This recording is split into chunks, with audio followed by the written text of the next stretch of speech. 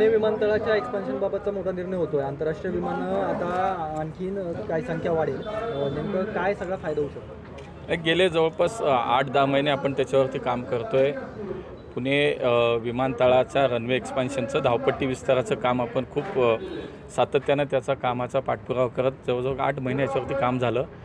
एक उच्चस्तरीय बैठक दिल्लीमध्ये झाली, त्याच्यामध्ये एअरफोर्सचे ऑफिसर होते, आमच्या सिव्हिल एव्हिएशन मिनिस्ट्रीचे ऑफिसर्स होते, डिव्हिजनल कमिशनर त्या ठिकाणी होते, महापालिकेचे कमिशनर होते। अशी एक मोठी विस्तृत बैठक झाली मागच्या 3-4 महिन्यापूर्वी आणि त्यानंतर सातत्यानं पुण्याच्या रनवे एक्सटेन्शनच्या विषयात काम सुरू आहे। जवळपास 250पेक्षाही जास्त म्हणजे 250 एकरपेक्षा जास्त साधारणतः जमीन आपल्याला ताब्यात घ्यायची आहे आणि त्यासाठी काही डिफेन्सची आहे आणि काही खाजगी पण आहे।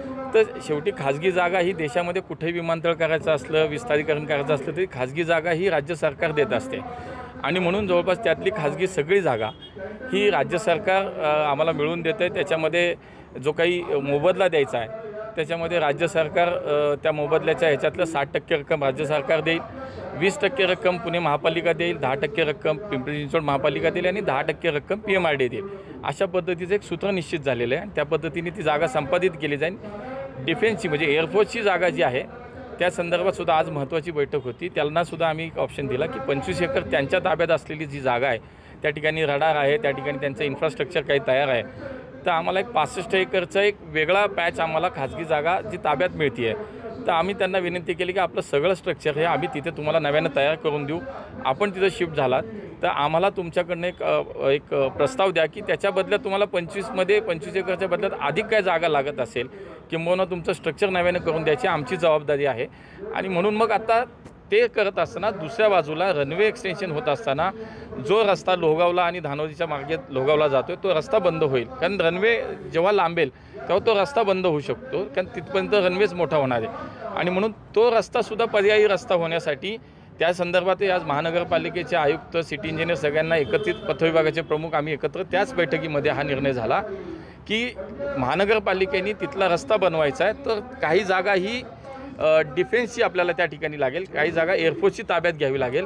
तर त्यासाठी साधारणतः एक 60-65 कोटीचं काहीतरी एअरफोर्स किंवा डिफेन्स मिनिस्ट्रीचं म्हणणं आहे की त्याचा मोबदला महापालिकेने दिला की आम्ही ती जागा देऊ आणि म्हणून ती जागा आता एक आजच्या बैठकीत असं ठरलं की सकारात्मकदृष्ट्या आपण पुढे जाऊया।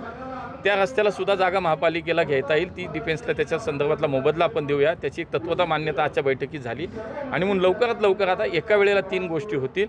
पर्यायी रस्त्यांचं काम सुरू होईल, त्यासाठी भूसंपादन होईल, महापालिका त्याचा खर्च करेल, जी खाजगी आणि डिफेन्सची जागा ताब्यात घ्यायची आहे याच्यासाठी रनवे एक्सटेन्शनसाठी त्यासाठी जी सूत्र ठरली त्यासाठीची काम आता सुरू झालं आहे। OLS सर्वे यासाठीचा जो होता तो OLS सर्वे जवळजवळ आता कंप्लीट झाला आहे, त्याच्यामध्ये याच 1-2 गोष्टीच्या कमी होत्या, त्याही आता OLS सर्वेमध्ये त्याचा समावेश होईल आणि लवकरात लवकर पुढच्या काही दिवसात प्रत्यक्ष कामाला सुरुवात होईल।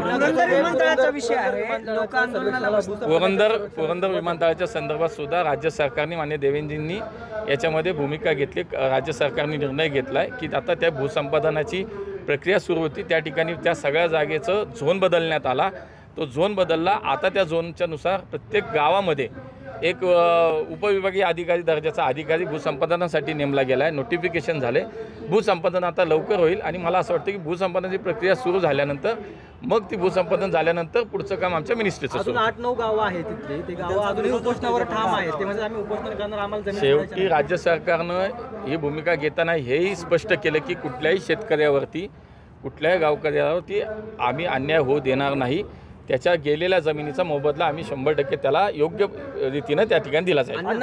आज बैठक होती आहे खरं तर पक्ष संघटनेची, पण महिला आघाडीनं जो मोर्चा केला त्यानंतर खासदारांनी पत्र काढलं, कुठेतरी बघा बैठक हा आमचा एक रेग्युलर होणारा आमचा कामकाजाचा भाग आहे। भारतीय जनता पार्टी ही 12 महिने काम करणारी संघटना आहे, त्यामुळे इलेक्शन असो अथवा नसो आमचं काम सुरू असतं आणि त्यातलाच भाग आहे आमचं संघटन पर्व सुरू आहे। त्यामुळे आमच्या बूथ समितीपासून ते आमच्या अगदी शहर स्तरापर्यंतच्या सगळ्या संघटनात्मक नियुक्त्या किंवा निवडणुका आता आमच्या होत आहेत, त्यासाठीची बैठक आहे आणि मला असं वाटतं त्याच्यामध्ये काय नाही, आणि शेवटी लोकशाही असलेला जगातील सर्वात मोठा पक्ष आहे आमचा। छोट्या छोट्या गोष्टी होत राहतात, छोट्या एका घरात 4 भाऊ 2 भाऊ राहत असले तरी सुद्धा एक त्यांचं एकमेकाचं नाही पटत, काही विचारामध्ये तफावत असते. हे शेवटी लोकशाही आहे, हे आमचं एक घर आहे, त्याच्यामध्ये छोट्या छोट्या गोष्टी होत राहतात, दुर्लक्ष करा.